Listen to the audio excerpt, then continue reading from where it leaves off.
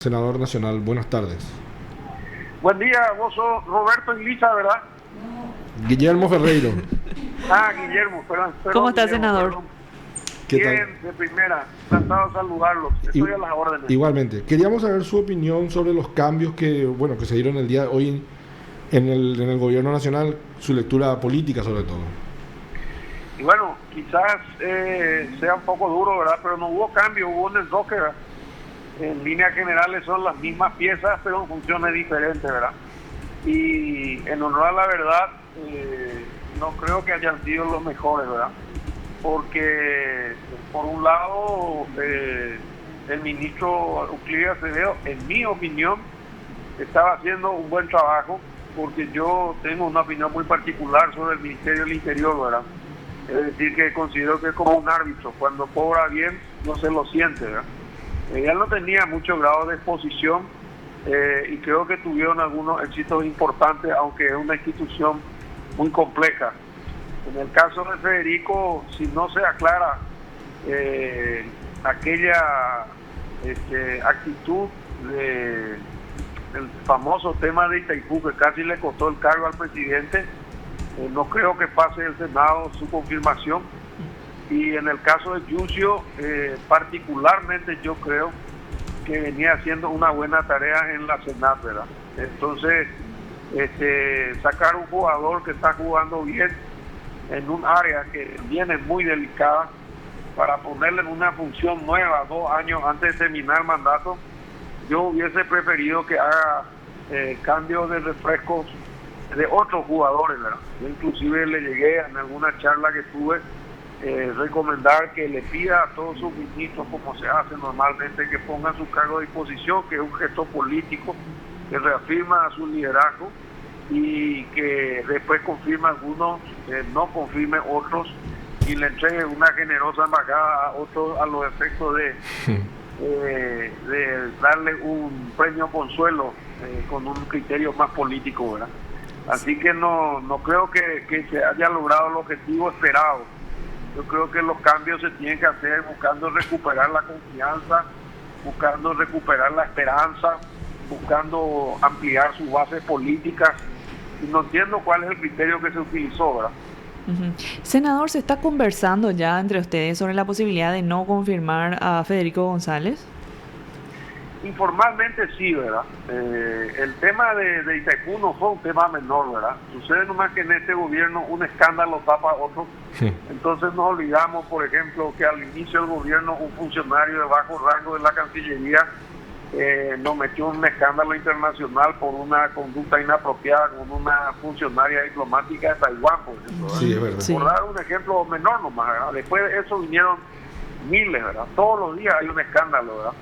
Y muchas veces cuando uno está en el ejercicio del poder, y me pasó a mí en todos los cargos en los que pude compartir, parecería que la prensa nomás le persigue a uno, ¿verdad? Pero la verdad es que la prensa lo que hace es publicar cosas que suceden. Entonces culpar a la prensa no es una buena salida, o también culpar a sus adversarios políticos, el famoso tema de la persecución política tampoco funciona, porque lo que hace daño es la mentira, no la verdad. Si lo que se publicara fuese falso, no duraría, ¿verdad? Pero vos te das cuenta que todo lo que se publica, desde algo simple, como el tema de los termos de NIN, que después sale una burda explicación diciendo que gastó todo su sueldo generosamente en un mes, hasta el tema del puente, que vale un cuarto de lo que dicen. Entonces, obviamente no se le puede culpar a la prensa ni a los adversarios ocasionales, sino que son errores demasiado gruesos, señales y actitudes que son difíciles de explicar o de defender, ¿verdad? Y lo de Juan Ernesto Villamayor tampoco cierra. Todo da la impresión de que se estaba por hacer algo y renuncia al funcionario afectado. Pasó con la DINAC, pasó con Petropar, pasó con la Procuraduría General, y podemos hacer una larga lista, ¿verdad? Hay más o menos unos 30 funcionarios de alto rango que renunciaron, entre comillas, pero no hay ninguna destitución ejemplar, no hay ninguna medida que haga que esto pueda generar en la opinión pública la sensación de un liderazgo que conduce con firmeza el país hacia los destinos nacionales. ¿Esperaba que se den otros cambios? Sí, yo creía que sí, ¿verdad? Normalmente, lo digo cuando uno tiene colaboradores, se utilizan 3 meses desde que uno asume un cargo más o menos para darse cuenta si entiende, ¿verdad? No se pretende que meta goles, pero tampoco que haga graves errores, ¿verdad? Más o menos a los 6 meses voy a tener calibrado si se acomodó en el cargo, ¿verdad? Y si juega bien y produce resultados, naturalmente recibe todo el respaldo político. Si al año no corrige su conducta, voy a te veo obligado a cambiar ministros, porque te tarda ese tiempo en acomodarse, ¿verdad? Y yo veo que hay gente que ha cometido muchos errores y no han sido cambiados, ¿verdad? Y ¿dónde, por ejemplo? Hay casos emblemáticos como el de Alderete, por ejemplo, ¿verdad? Que fue destituido dentro del margen de los escándalos, pero después terminó viendo con el consentimiento de los líderes el director de Cicatriz, ¿verdad? Y yo acabo de denunciar en mi Twitter justamente que no solamente nos está prendiendo la operación porque no llegaron ni a consensuar 15 candidatos de 261, sino que además están empezando a perseguir los nuestros, ¿verdad? Tengo 5 casos con nombre y apellido que puse en el tweet y por ahora me guardo los nombres porque espero que el mensaje llegue, ¿verdad? Haciendo responsable al presidente de la República y al presidente del partido que se persiga a la gente por sus ideas, ¿verdad? Yo fui ministro de Educación, cometí muchos errores, uno de ellos inclusive haciéndome el simpático en un evento privado, me costó muy caro, tuve que pedir disculpas varias veces, pero no toqué ningún solo funcionario, no trasladé ningún solo funcionario y no eché ningún solo funcionario en plena interna presidencial, no hablo de las municipales, entonces, porque soy hijo de un hombre que fue perseguido por su idea. Entonces no admito este tipo de conducta y de comportamiento. Senador, hemos visto en las últimas 48 horas más o menos 3 denuncias serias contra el Ministerio de Obras Públicas, 2 empresas contratistas, el Centro de Metalúrgicos. Eso se suma al escándalo de la pasarela, que es muy difícil de entender que cueste $2 millones, cuando un viaducto cuesta $1 millón, que es para camiones, ¿verdad? Los termos, que por ahí no es mucho dinero, pero fue muy... impacta muy mal por regalos así superficiales, ¿verdad? ¿Por qué cree que le sostienen a Arnoldo Vince y qué consecuencias podría tener eso para el gobierno? Y me es difícil entender, ¿verdad? Porque es como vos decís, ¿verdad? Si la gente reacciona con los termos, ella es la señal del atajo, del hastío, de la irritabilidad que hay después de 10 meses de pandemia.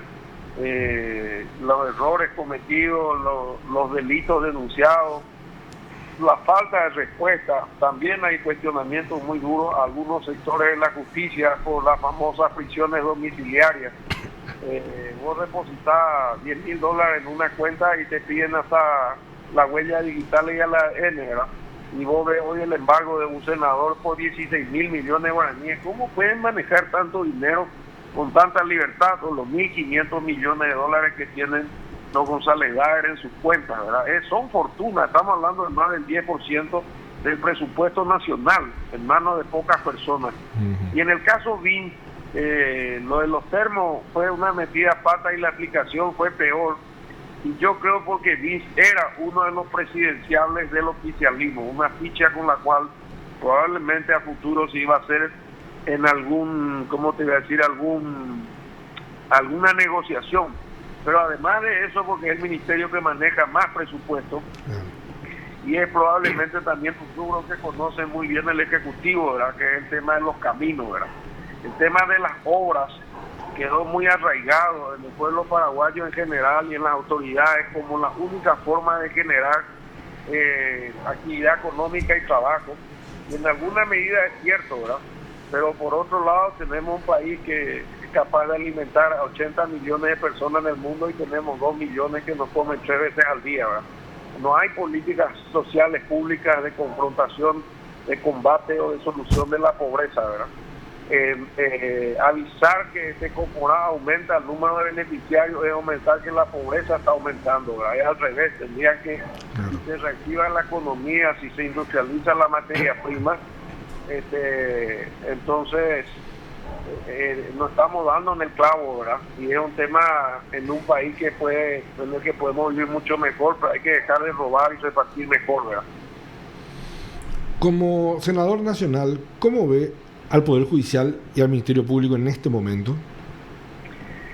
Y con más sombras que luces, ¿verdad?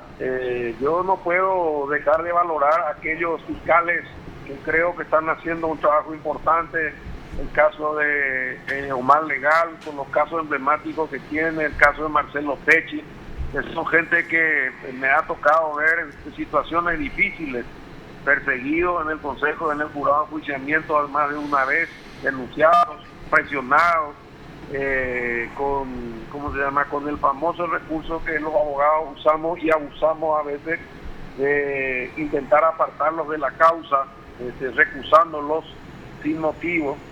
Y por otro lado, como te dije, estas condenas tan livianas, esperemos se corrijan en la segunda instancia, pero que hacen que los que tratan de mantenerse dentro del marco de la ley se frustren, ¿verdad? ¿De qué sirve ser honesto? Y los corruptos llegan lejos y se ríen de nosotros, ¿verdad? Es un sistema perverso que hace que 7 millones de imbéciles paguemos impuestos para un presupuesto de 13 mil millones de dólares para este año, que hace rico a unos cuantos cada 5 años, ¿verdad? Luego, con la plata que nos robaron, se vuelven a presentar a las elecciones, compran las necesidades de nuestro pueblo, 6 o 7 meses, invierten el 10 o el 15% de lo que roban y se mantienen en poder. Y eso sucede no solamente en mi partido, sino en otros partidos, ¿verdad? Es una clase política que está destruyendo la democracia por dentro, está haciendo metástasis, porque cuando nosotros quisimos retirarle la investidura a Friedman, fue defendido por la izquierda, un sector del Partido Liberal y otro sector del Partido Colorado, ¿verdad? Cuando quisimos hacerlo con Musarqui, le defendieron el mismo sector, ¿verdad?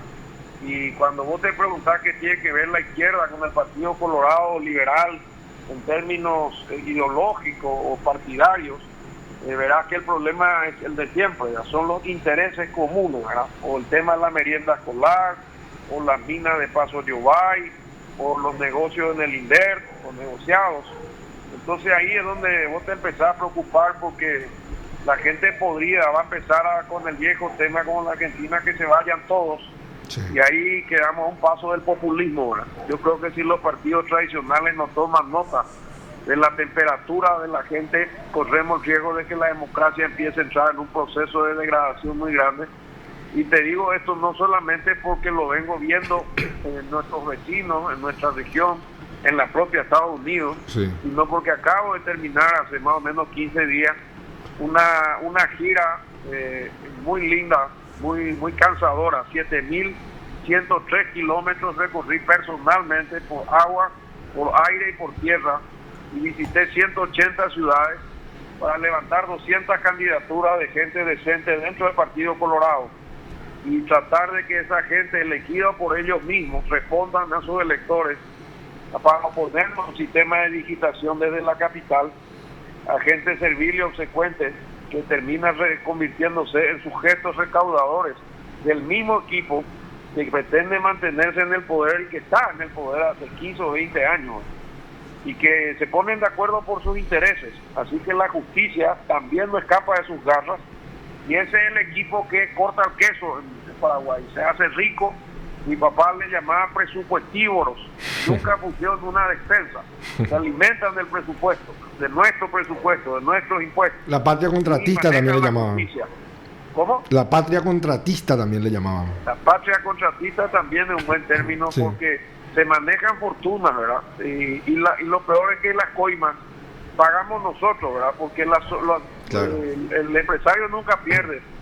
Les hace un sobrecosto a la obra con la ampliación del contrato o con la aumentación del aumento de los volúmenes, o con el afinamiento de las rutas que no controla nadie. El pueblo está ausente en todo esto, nuestros organismos de control están rebasados, las juntas de concejales están rebasadas o son cómplices, sí. Y bueno, es muy complicado este panorama, por eso que yo creo que el que está colgado de un micro el ciudadano de a pie, el que apenas llega a fin de mes, el que está sufriendo porque su hija quiere estudiar y no puede pagarle la universidad, va a llegar un momento que va a reventar este indio manso, que es el paraguayo noble, solidario, y va a decir, bueno, que venga cualquiera, que se vayan todos estos tipos, buenos y malos. Y ahí aparecen los Mesías, Chávez, los Correa, los Morales, los Alberto Fernández, los Kirchner, y terminan siendo peor la solución que el remedio, ¿verdad? Mi solución es cambiar los jugadores, recuperar nuestras instituciones, fortalecer el Poder Judicial, desmamantarlo en la justicia y que se nos aplique la ley a todos por igual, ¿verdad? Pero es un sueño o un desafío, como quiera mirarlo, Guillermo. Y ese sueño, ese desafío en este momento que estamos en un año electoral, ¿dónde lo encuentra? ¿Usted tiene su propio movimiento? ¿Está alejado del Norte Colorado o no tan alejado? Sí, estoy. Tengo muchos amigos en ambos movimientos. Mi problema realmente, Guillermo, son con la cúpula, ¿verdad? Yo con la dirigencia media tengo vínculos desde hace 37 años. Tengo 25 lecciones en el lomo. Me tocó trabajar con muchos de ellos y muchos de ellos me mandaron mensajes y me armaron reuniones porque yo no me fui a recorrer el país para hacer turismo. Me fui a reunirme con gente que quiere desmamantarse y que se ve también abrumada por este sistema, ¿verdad? Y es una lucha diaria porque vos te vas con mucho esfuerzo hasta Guasucuá, en el fondo de Ñembucú, y levantás un equipo, encontrás un grupo de 30 colorados bajo un mango tomando tereré diciendo, bueno, nosotros elegimos ya, nuestra candidata es Martín Lucero, que es una mujer muy valiente y va a aguantar la presión aunque le echen, ¿verdad? Y a los 3 días recibe una amenaza que va a ser trasladada para Guarí, por ejemplo, lejos de su familia, no le van a echar, pero va a quedar contra la cuerda. Entonces su familia se preocupa y empieza la maquinaria a apretarle a la gente por el estómago. ¿Están pasando esas cosas? Están pasando. Yo acabo de denunciarlo en 4 ciudades, en San Patricio, Misiones, en Loreto, Concepción, en Coronel Oviedo de Caguazú, en Villarrica de Guairá y en Pilar de Ñembucú. Y me guardé los nombres de los altos dirigentes partidarios y parlamentarios, porque espero que llegue el mensaje, ¿verdad? Le robé al presidente Aliana y al presidente Marito, porque yo no voy a permitir que se persiga a la gente por sus ideas. Si ellos cumplen con su trabajo, son funcionarios públicos y entraron por concurso, pues tienen legítimo derecho al salir de las oficinas, irse a la casa a quien quiera, como puede ser Cecita o Olimpita, ¿verdad? Pero yo sé que este es un estilo que usa el oficialismo, ¿verdad? Y sé que la pandemia va a equilibrar mucho la lucha, pero es imposible aguantar, Guillermo, cuando vos estás colgado, tenés poco dinero y se te aparece alguien y te ofrece 25 millones en una binacional y beca completa para tu hijo y cancelar la cuenta de la cuota que compraste en tu moto de 100,000 guaraníes, ¿verdad? Y eso es el 10% de lo que roban en 5 años. Entonces es una inversión muy rentable. Entonces hacen el consenso digitado y el digitado responde arriba, jamás responde al pueblo que le votó porque no le debe el cargo, le debe al que le puso ahí, ¿verdad? Perdón. Entonces ese sistema perverso es el que está matando la democracia por dentro, ¿verdad? Perdón por la ignorancia, ¿estas candidaturas que usted está promoviendo son de un movimiento independiente? Digamos, liderado por usted. Yo salí de Honor Colorado el 10 de diciembre del 2019. Recuerdo. Y le expliqué a su líder que necesitábamos renovar la dirigencia porque con estos jugadores que tenemos en la cúpula nos estrellamos en el 2023 seguro, ¿verdad? Y fundé Esperanza Republicana el 10 de febrero, mi cumpleaños, del año siguiente, el 2020, hace un año. Y durante todo este tiempo vino la pandemia 10 meses. Sí. Y en ese interín nos movimos con Zoom y por WhatsApp. Y cuando aflojó la pandemia pegué la gira de 40 días y me fui a hablar personalmente con gente que no conocía, que tenían equipos armados, y le puse la camiseta de Esperanza Republicana a los que ellos eligieron con una sola condición: que no tengan techo de vidrio, que no sean bandidos conocidos, que sean respetados en su comunidad, que elijan libremente sus concejales con la misma libertad y reivindicar un poco la libertad de las bases del Partido Colorado de elegir sus propios representantes. O sea, son precandidatos de Esperanza Republicana. ¿Qué? Son precandidatos de Esperanza Republicana. Son precandidatos de Esperanza Republicana que se están preparando sus papeles para inscribirse. Hoy inscribimos la primera, una candidata de 3 de febrero en Caguazú. Pero también te puedo decir que teníamos hasta ayer 18, 10, 19 candidatos en Central y nos compraron 5, ¿verdad? Con amenaza o con plata o con cargo, ¿verdad? Con cargo, y no aguanta la gente, ¿verdad? Realmente, como la política está tan desprestigiada y la gente cree que no le va a ver la cara al candidato al día siguiente de las elecciones porque se renta el trabajo. O sea, te dan 100.000 guaraníes para que vos repartas, yo reparto tus papeles de candidato a intendente por 100.000, Guillermo, y Isa es tu primera concejal. Y el problema es que a la vuelta me espera alguien con 500.000 para romper tus papeles y repartir el otro, ¿verdad? Entonces yo pico los 600 y le miento a los dos. Y voy mitad. Durante 4 meses vivo razonablemente bien. Claro. Pero al 5.º mes te llamo por teléfono y tú voy a cambiarte tu teléfono. El teléfono que ustedes llaman así te ha sido cambiado, ¿verdad? Y cuando te encuentro en tu casa, porque sos candidato a intendente y ya ganaste, vos me decís qué es lo que venía a buscar. Si yo ya te pagué por tu trabajo, sí. Es una microempresa comercial electoral que funciona hace años, y ahí está el parlantero, ahí está el que hace el escenario, el que infla los globos, el que lleva a la gente. Claro, es como la época de la cosecha, son 6 meses que invierten el 10% antes de la campaña para que lleguen los mismos. Entonces nosotros descubrimos, quizás un poco tardíamente, ¿verdad?, que la solución está en poner en el cuarto oscuro un rostro diferente a los conocidos bandidos de siempre, y ahora va a quedar en manos del pueblo colorado si nos cree o no, porque si se queda en su casa, porque te dice vamos a ir a votar de balde, son todos bandidos, todos los políticos son iguales, todos somos una basura, entonces sonamos, llegamos tarde, ya la gente no cree en nada ni en nadie, y van a ganar nomás ellos, pero por walkover. Si logramos poner un rostro creíble, entonces tenemos la esperanza de que ese pueblo en el cuarto oscuro se libere de su verdugo, ¿verdad? Senador Enrique Herrera, muchísimas gracias por su tiempo. Al contrario, Guillermo, un abrazo para vos. Saludos igualmente. A Lisa y a la audiencia. Buen fin de semana. Usted está escuchando PDS.